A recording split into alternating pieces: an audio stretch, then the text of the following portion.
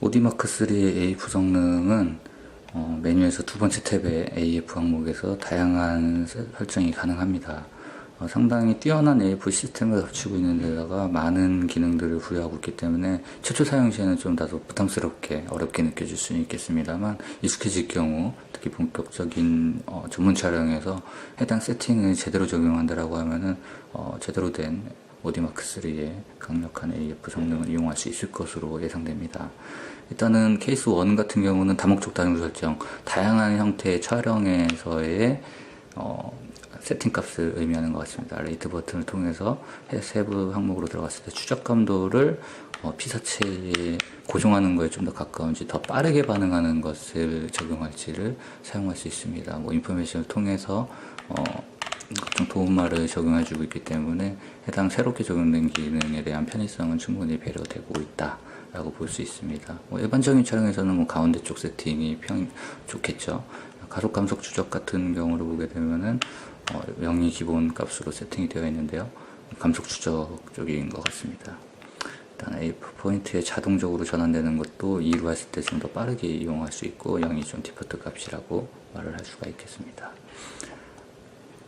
두 번째로 장애물을 무시하고 피사체를 추적을 계속한다고 되어 있는데요, 촬영 과정 안에 다른 피사체라든가 상황이 변했을 때 그런 상황을 말한다고 볼 수 있습니다. 추적감도 역시 피사체에 고정할 것인지 즉시 반응할 것인지, 디폴트 값이 일반적인 상황을 의미해주고 있다라고 또 해석할 수 있겠네요.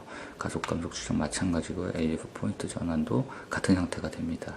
이런 세팅 값을 어떻게 적용하느냐에 따라서 오디마크3 AF 성능이 변화된다는 것은 상당히 그래도 전문 촬영에서는 유용하게 사용될 수 있을 것으로 예상이 됩니다. 지금 보시면은 뛰어가는 모습이 테니스 스포츠 촬영인 것 같고요. 이제 사이클이죠. 이제 레이싱 같은 것들에 유용하고, 스포츠인데 이제 축구의 아이콘을 그리고 있고, 이제 피겨 스케이팅, 이제 체조 같은 그런 아이콘을 사용하고 있는데, 이런 것들이 케이스 바이 케이스의 상황으로 편하게 사용하는 이해를 도와주는 형태가 되기도 하는 것 같습니다.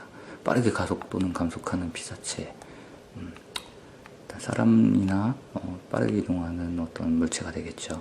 역시 마찬가지로 추적 감도를 즉시 반응하거나 피사체에 좀 더 접근하게 할 수 있는데, 즉시 반응 같은 경우가 역시 좀 더 빠르게 AF 검출을 이용하긴 할 수 있지만, 렌즈의 퍼포먼스에 따라 즉시 반응이 오히려 안 좋은 경우가 될 수도 있기 때문에, 렌즈의 퍼포먼스가 떨어지는 경우는 이쪽을 많이 이용하시고, 뛰어날 경우는 이런 쪽으로 사용하셔도 무방할 것으로 예상이 됩니다. AF 포인트도 더 빠르게 전환하는 것도 고정문 렌즈를 이용할 때 더 편리하겠죠. 임의 방향으로 불규칙하게 움직이는 것도 대응을 할 수 있고, 속도를 바꾸며 불규칙하게 움직이는 피사체, 사실상 제일 까다로운 형태라고도 볼 수가 있겠네요.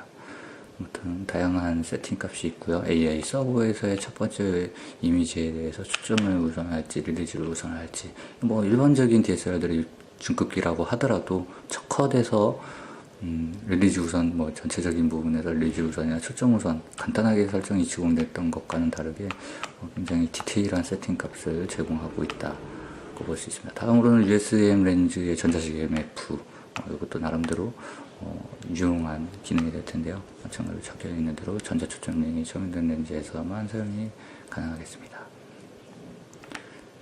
AF 보조광에 대해서 외장 스피드라이트를 사용했을 때입니다. 오디마크3는 AF 보조광이 자체적으로 내장되지는 않았습니다.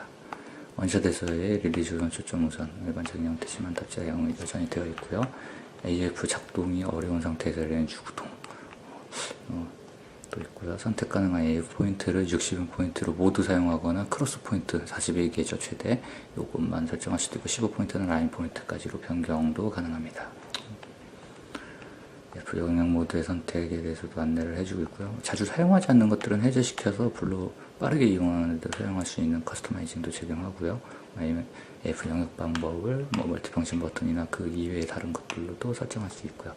수평이나 수직의 동일한 방향성을 사용하는 것도 가능하고요.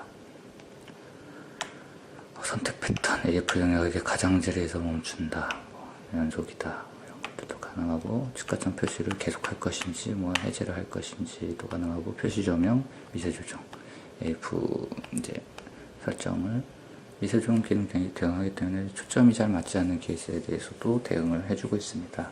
일단 방대아리르만큼 느껴지는 AF 설정 값들이 다소 부담스럽기도 하지만 자신의 촬영 설명이나 사용물 세팅이 익숙해진다면 완성도 높은 AF를 얻을 수 있을 것으로 예상됩니다.